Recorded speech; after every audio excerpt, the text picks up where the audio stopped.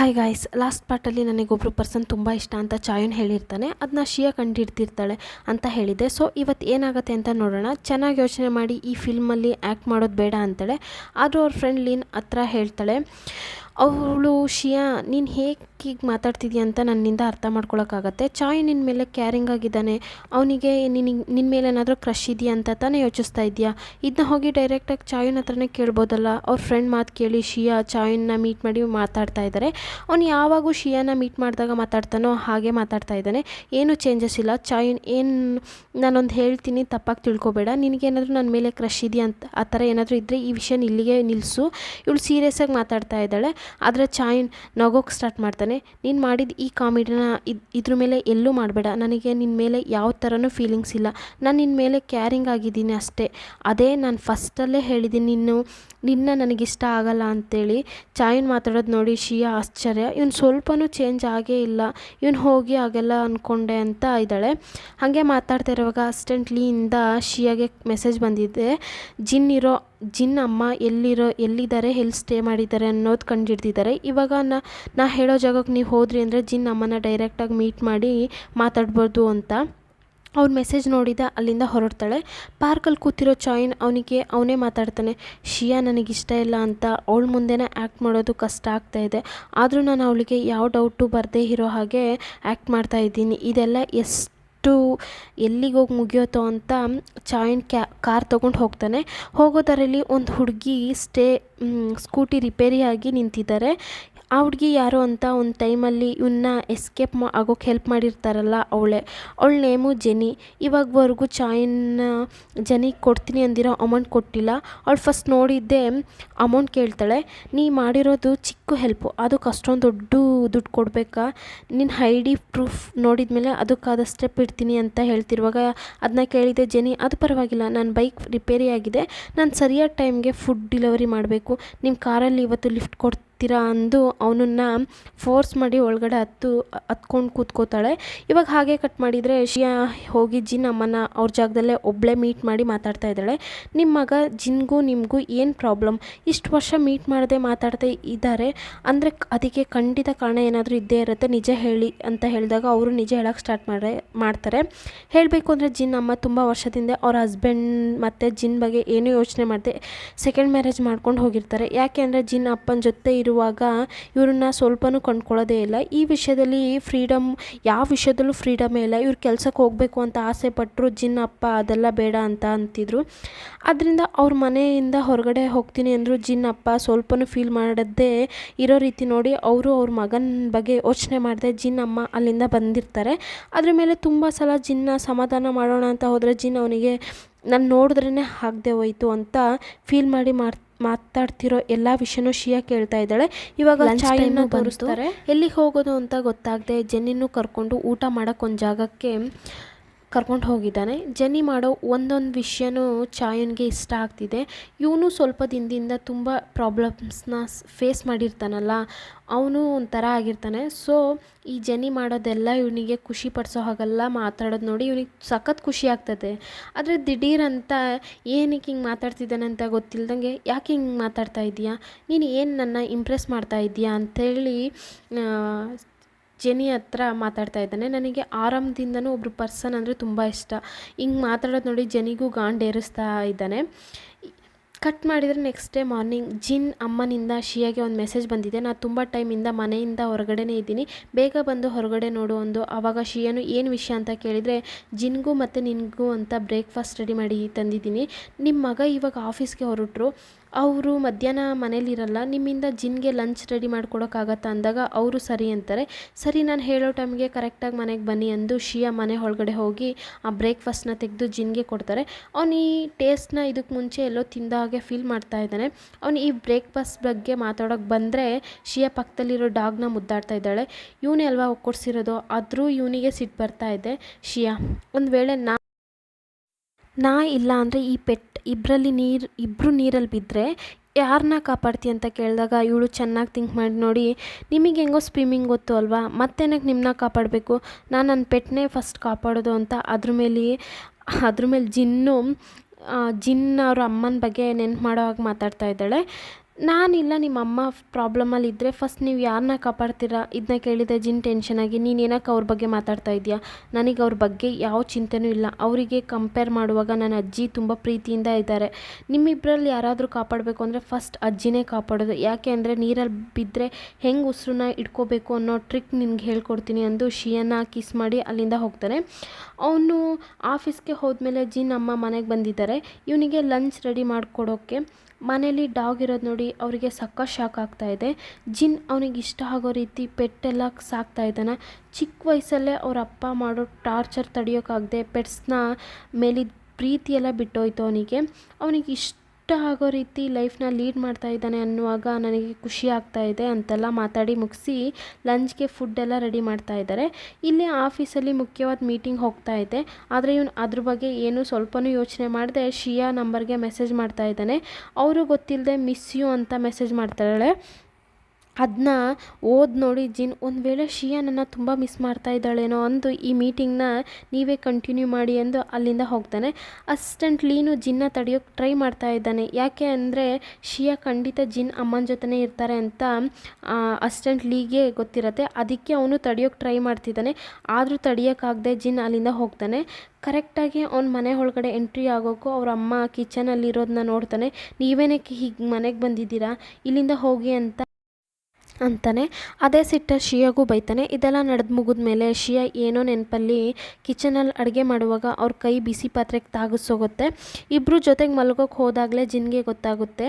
ನಾ ಇವತ್ತು ತುಂಬ ಸಿಟ್ಟಲ್ಲಿ ನಡ್ಕೊಂಡೆ, ಅದರಿಂದ ನೀನು ತಪ್ಪಾಗಿ ತಿಳ್ಕೊಬೇಡ ಅಂತಿರುವಾಗ ಶಿಯಾ ಎದ್ದು ಅವನಿಗೆ ಕೆಲವೊಂದು ವಿಷಯನ ಅರ್ಥ ಮಾಡ್ಸೋಕೆ ಟ್ರೈ ಮಾಡ್ತಾ ಇದ್ದಾಳೆ.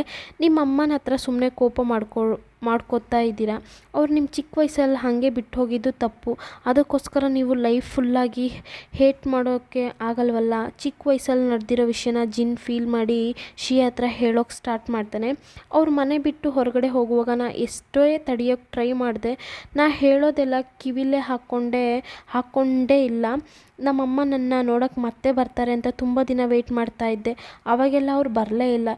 ಏನೇ ಜಿನ್ ಕೋಪದಲ್ಲಿ ಮಾತಾಡಿದ್ರು ಅವರು ಅಮ್ಮನ ಮೇಲೆ ಸ್ವಲ್ಪ ಪ್ರೀತಿಯಿಂದನೇ ಇದ್ದಾರೆ. ಮಾರ್ನಿಂಗ್ ಎದ್ದಿದ್ದೆ ಫಸ್ಟ್ ಶಿಯಾ ಹತ್ರ ಹೋಗಿ ಅವ್ರ ಮನೆಗೆಲ್ಲ ಬರೋದು ಬೇಡ ಅಂತ ಹೇಳಿಲ್ಲ.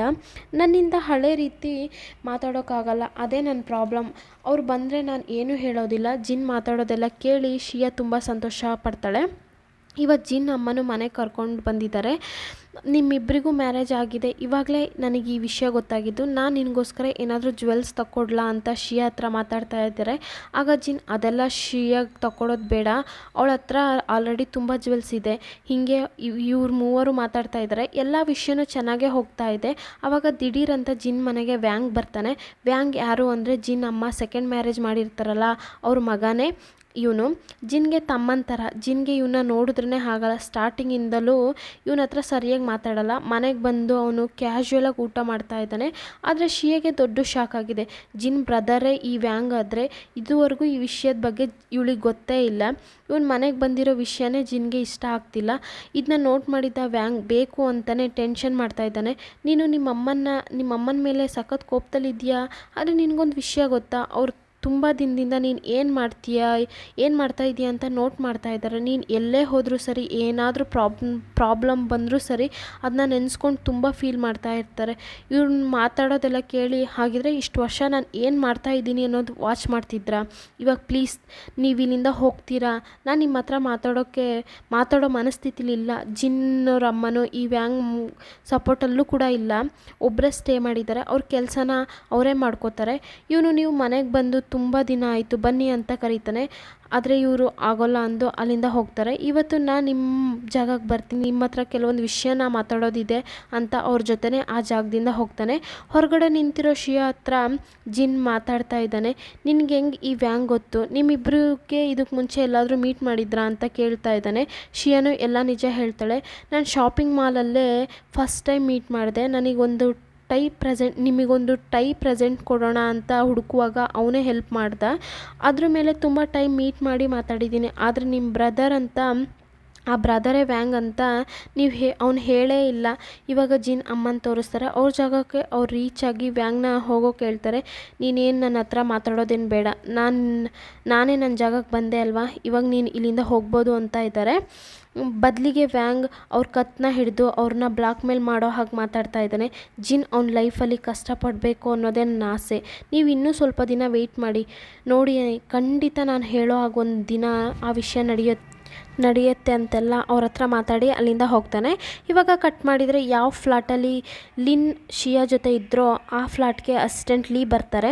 ಅವತ್ತು ನನ್ನ ಮನೆಗೆ ಬಂದು ಕುಕ್ ಮಾಡಿಕೊಡೋಕೆ ತುಂಬ ಕಷ್ಟಪಟ್ಟೆ ಅಲ್ವಾ, ಅದಕ್ಕೆ ಬದಲಾಗಿ ಇವತ್ತಿನ ಡಿನ್ನರ್ ನಾನೇ ರೆಡಿ ಮಾಡ್ತೀನಿ. ಇಬ್ಬರು ನೈಟ್ ಒಟ್ಟಿಗೆ ಕೂತ್ಕೊಂಡು ಊಟ ಮಾಡೋಕ್ಕೆ ಬೇಕಾಗಿರೋ ಫುಡ್ ಎಲ್ಲ ಅಸಿಸ್ಟೆಂಟ್ ಲೀ ರೆಡಿ ಮಾಡ್ತಾರೆ. ಇಬ್ಬರು ಊಟ ಮಾಡುವಾಗ ಜಿನ್ ಅಸಿಸ್ಟೆಂಟ್ ಆದ ಲೀಗೆ ಅಡ್ವೈಸ್ ಮಾಡ್ತಾ ಇದ್ದಾರೆ. ಊಟ ಮಾಡ್ತಾ ಇದ್ದಾಳೆ. ನೀವು ಏನಕ್ಕೆ ಜಿನ್ಗೆ ಅಸಿಸ್ಟೆಂಟಾಗಿ ವರ್ಕ್ ಮಾಡ್ತಾ ಇದ್ದೀರಾ, ನಿಮಗೆ ಜಿನ್ ಅಂದರೆ ತುಂಬ ಇಷ್ಟ ಅಂತ ಗೊತ್ತು, ಆದರೆ ಅದಕ್ಕೆ ಅಂತ ಹಾಗಿರೋಕ್ಕಾಗಲ್ವಲ್ಲ. ಅವರಿಗೆ ಶಿಯಾ ಜೊತೆ ಮ್ಯಾರೇಜ್ ಆಗಿದೆ. ಲಿನ್ ಮಾತಾಡೋದೆಲ್ಲ ಕೇಳಿದ್ಮೇಲೆ ಲೀಗೆ ಅರ್ಥ ಆಗುತ್ತೆ, ನೀವೆಲ್ಲ ತಪ್ಪಾಗಿ ತಿಳ್ಕೊಂಡಿದ್ದೀರಾ, ಹಾಗೆ ನನಗೂ ಜಿನ್ಗೂ ಏನೂ ಇಲ್ಲ. ಇವನು ಹೇಳೋದು ಕೇಳಿದ್ದೆ ಲಿನ್ ಹೋಗುವಾಗ ಅಸಿಸ್ಟೆಂಟ್ಲಿ ಲಿನ್ನ ಕಿಸ್ ಮಾಡ್ತಾರೆ. ನಾ ಜಿನ್ ಜೊತೆ ಲಾಸ್ಟ್ವರೆಗೂ ಒಟ್ಟಿಗೆ ವರ್ಕ್ ಮಾಡಬೇಕು ಅಂತ ಆಸೆ ಪಡ್ತೀನಿ. ನಾ ಅವ್ರ ಫ್ಯಾಮಿಲಿಗೆ ಸೇರಿದೋನೆ. ನಾ ಚಿಕ್ಕ ವಯಸ್ಸಲ್ಲೂ ತುಂಬ ಕಷ್ಟಪಡುವಾಗ ನನ್ನ ಚೆನ್ನಾಗಿ ನೋಡಿಕೊಂಡ್ರು, ನನಗೆ ಬೇಕಾದ ವಿಷಯನ ಕೊಟ್ಟರು. ಹಾಗೆ ನಾನು ಓದೋದ್ರಲ್ಲಿ ಜಿನ್ ಫ್ಯಾಮಿಲಿನೇ ನನಗೆ ಇವಾಗ ಒಂದೊಳ್ಳೆ ಲೈಫ್ ಸಿಕ್ಕಿದೆ ಅಂದರೆ ಅದಕ್ಕೆ ಕಾರಣ ಜಿನ್ ಮತ್ತು ಅವ್ರ ಫ್ಯಾಮಿಲಿನೇ. ಲೀ ಹೇಳೋದೆಲ್ಲ ಕೇಳಿದ್ಮೇಲೆ ಲಿನ್ಗೆ ನಿಜ ಏನು ಅಂತ ಗೊತ್ತಾಗೋದು. ಅವ್ರು ಸ್ಟಾರ್ಟಿಂಗಿಂದಲೂ ಅಸಿಸ್ಟೆಂಟ್ ಲೀ ಮತ್ತು ಜಿನ್ ಬಗ್ಗೆ ಬೇಡದೇ ಇರೋ ರೀತಿ ಥಿಂಕ್ ಮಾಡಿರ್ತಾರೆ ಅಲ್ವಾ. ಇವಾಗ ಹಾಗೆ ಕಟ್ ಮಾಡಿದರೆ ಮನೇಲಿ ಒಟ್ಟಿಗೆ ಕೂತ್ಕೊಂಡು ಜಿನ್ ಮತ್ತು ಶಿಯಾ ಮಾತಾಡ್ತಾ ಇದ್ದಾರೆ. ತುಂಬ ದಿನಗಳಿಂದ ನಿಮ್ಮ ಅಮ್ಮನ ಮೀಟ್ ಮಾಡಿರಲಿಲ್ಲ, ಯಾವ ಪ್ರಾಬ್ಲಮ್ಮು ಇರಲಿಲ್ಲ. ಇವಾಗ ಮತ್ತೆ ಮೀಟ್ ಮಾಡಿದಾಗಿಂದ ಪ್ರಾಬ್ಲಮ್. ನೀವಿಬ್ಬರು ಒಟ್ಟಿಗೆ ಇರಬೇಕು ಅಂತ ಮನೆಗೆಲ್ಲ ಕರೆಸ್ದೆ, ನಿಮಗೂ ನಿಮ್ಮ ಅಮ್ಮನಿಗೂ ಪ್ರಾಬ್ಲಮ್ ಹೋಗ್ತಾ ಇದೆ ಅಂತ ಮೀಡಿಯಾ ಫುಲ್ಲಾಗಿ ಶೇರ್ ಮಾಡ್ತಾ ಇದ್ದಾರೆ. ಅವ್ರನ್ನ ಸರಿಯಾಗಿ ಟ್ರೀಟ್ ಮಾಡಿಲ್ಲ ಅಂತ ಈ ಥರನೇ ಎಲ್ಲ ಕಡೆನೂ ಸ್ಪ್ರೆಡ್ ಆಗ್ತಾ ಇದೆ. ವ್ಯಾಂಗೂ ನಿಮಗೂ ಅಂಥದ್ದು ಏನು ಪ್ರಾಬ್ಲಮ್, ಶಿಯಾ ಕೇಳೋ ಕ್ವಶನ್ಗೆ ಜಿನ್ನು ಆನ್ಸರ್ ಮಾಡ್ತಾ ಇದ್ದಾನೆ. ಅವನು ನನ್ನ ಬ್ರದರ್ ಥರ ಟ್ರೀಟ್ ಮಾಡೋಕ್ಕಾಗಿಲ್ಲ. ನಮ್ಮಮ್ಮ ಸೆಕೆಂಡ್ ಮ್ಯಾರೇಜ್ ಮಾಡ್ಕೊಂಡು ಹೋದರು. ಆ ಪರ್ಸನ್ಗೆ ಆಲ್ರೆಡಿ ಹುಟ್ಟಿರೋ ಮಗನೇ ಈ ವ್ಯಾಂಗ್. ನನಗೆ ಅವ್ನು ಚಿಕ್ಕ ವಯಸ್ಸಿಂದನೂ ಗೊತ್ತು, ನಾನು ಕಷ್ಟಪಡೋದು ನೋಡೋದು ಅಂದರೆ ಅವನಿಗೆ ತುಂಬ ಇಷ್ಟ. ಅವ್ನು ಮಾತ್ರ ಯಾವಾಗಲೂ ಅವ್ರ ಫ್ಯಾಮಿಲಿ ಜೊತೆ ಇರಬೇಕು, ನಾನು ನನ್ನ ಲೈಫಲ್ಲಿ ಒಬ್ಬನೇ ಕಷ್ಟಪಡಬೇಕು, ಇದನ್ನ ಅವನು ಆಸೆ ಪಡ್ತಾ ಇದ್ದಾನೆ ಅಂತ ನನಗೆ ಯಾವಾಗಲೂ ಗೊತ್ತು. ಆದರೆ ಬೇರೆಯೊಬ್ಬರಿಗೆ ಇದೆಲ್ಲ ಅರ್ಥ ಆಗಲ್ಲ. ಅವನು ನಿನ್ನ ಮೀಟ್ ಮಾಡಿ ಮಾತಾಡಿರೋದು ಪ್ಲ್ಯಾನ್ ಮಾಡಿರ್ತಾನೆ. ಖಂಡಿತ ಏನಾದರೂ ಕಾರಣ ಇಲ್ಲದೆ ಇರೋದಿಲ್ಲ, ಖಂಡಿತ ಕಾರಣ ಇದ್ದೇ ಇರುತ್ತೆ. ಆಮೇಲೆ ವ್ಯಾಂಗ್ ಹತ್ರ ಸ್ವಲ್ಪ ಸೇಫಾಗಿರು, ಅವ್ನು ತುಂಬ ಮೋಸವಾದ ಪರ್ಸನು. ಹೀಗೆಲ್ಲ ಜಿನ್ ಶಿಯಾಗೆ ಅಡ್ವೈಸ್ ಮಾಡ್ತಾ ಇದ್ದಾನೆ. ಕಟ್ ಮಾಡಿದರೆ ನೆಕ್ಸ್ಟ್ ಡೇ ಮಾರ್ನಿಂಗ್ ಆಫೀಸಲ್ಲಿರೋ ಸ್ಟಾಫ್ಸ್ ಜಿನ್ ಹತ್ರ ಬಂದು ಕೆಲವೊಂದು ವಿಷಯನ ಪರ್ಸ್ನಲಾಗಿ ಮಾತಾಡ್ತಾ ಇದ್ದಾರೆ. ನಿಮ್ಮನ್ನ ಅವಮಾನ ಮಾಡಬೇಕು ಅಂತಲೇ ಸೋಷಿಯಲ್ ಮೀಡ್ಯಾದಲ್ಲಿ ತುಂಬ ಜನ ಕಮೆಂಟ್ ಮಾಡ್ತಾ ಇದ್ದಾರೆ. ಪರ್ಫೆಕ್ಟ್ ಆದ ಬಿಸ್ನೆಸ್ ಮ್ಯಾನ್ ಆಗಿದ್ರೂ ಸಹ ಅವ್ರ ಅಮ್ಮನ ಸ್ವಲ್ಪನೂ ನೋಡ್ತಾ ಇಲ್ಲ. ಇದೆಲ್ಲ ಪ್ರಾಬ್ಲಮ್ ಮುಗಿಬೇಕು ಅಂದರೆ ನಿಮ್ಮಮ್ಮ ರಿಪೋರ್ಟರ್ಸ್ ಮುಂದೆ ನಿಜ ಎಲ್ಲ ಹೇಳೋದನ್ನೇ ಹೋಗೋದು. ನಿಮ್ಮಿಂದ ಅವರಿಗೆ ಇದುವರೆಗೂ ಏನೂ ಪ್ರಾಬ್ಲಮ್ ಬಂದಿಲ್ಲ, ಅವರು ಚೆನ್ನಾಗೇ ಇದ್ದೀನಿ ಅಂತ ಸ್ಟಾಫ್ಸ್ ಬಂದು ಜಿನ್ ಹತ್ರ ಹೇಳೋ ಎಲ್ಲ ವಿಷಯನೂ ಕರೆಕ್ಟಾಗೇ ಇದೆ. ಆದರೆ ಜಿನ್ಗೆ ಮತ್ತೆ ಹೋಗಿ ಅವ್ರ ಅಮ್ಮನ ಮೀಟ್ ಮಾಡಿ ಈ ವಿಷಯದಲ್ಲಿ ಹೆಲ್ಪ್ ಮಾಡಿ ಅಂತ ಕೇಳೋಕ್ಕಾಗ್ತಿಲ್ಲ.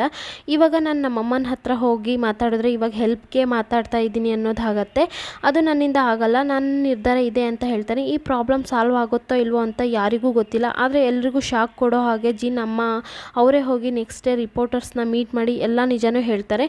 ನಾನೇ ನನ್ನ ಲೈಫಲ್ಲಿ ಒಬ್ಬಳೇ ಇದ್ದೀನಿ, ನನಗೂ ನನ್ನ ಮಗ ಜಿನ್ಗೂ ಏನೂ ಪ್ರಾಬ್ಲಮ್ ಇಲ್ಲ. ಅವ್ನು ನನ್ನ ಹತ್ರ ಮಾತಾಡದೆ ಇಷ್ಟು ದಿನ ಕೋಪದಲ್ಲಿ ಇರೋಕ್ಕೆ ನಾನೇ ಕಾರಣ. ಅವನು ಚಿಕ್ಕ ವಯಸ್ಸು ಹುಡುಗ ಇರುವಾಗ ಅವನನ್ನು ಹಾಗೆ ಬಿಟ್ಟು ಬಂದೆ. ಈ ಇಂಟ್ರ್ಯೂ ಎಲ್ಲ TV ನ್ಯೂಸಲ್ಲಿ ಪ್ಲೇ ಆಗ್ತಾಯಿದೆ. ಜಿನ್ ಬಗ್ಗೆ ಬೇಡದೇ ಇದ್ದ ಟಾಪಿಕ್ ಎಲ್ಲ ಇವತ್ತಿಗೆಲ್ಲ ಪ್ರಾಬ್ಲಮ್ ಮುಗಿಯುತ್ತೆ. ಸೊ ಇವತ್ತಿನ ಎಪಿಸೋಡ್ ಇಲ್ಲಿಗೆ ಮುಗಿಯುತ್ತೆ. ಇಷ್ಟ ಆದರೆ ಲೈಕ್ ಮಾಡಿ, ಕಮೆಂಟ್ ಮಾಡಿ, ಹಾಗೆ ಮರೀದೆ ಸಬ್ಸ್ಕ್ರೈಬ್ ಮಾಡಿ. Thank you all. ಪ್ಲೀಸ್ ನನ್ನ ಚಾನಲ್ನ ಸಬ್ಸ್ಕ್ರೈಬ್ ಮಾಡಿ.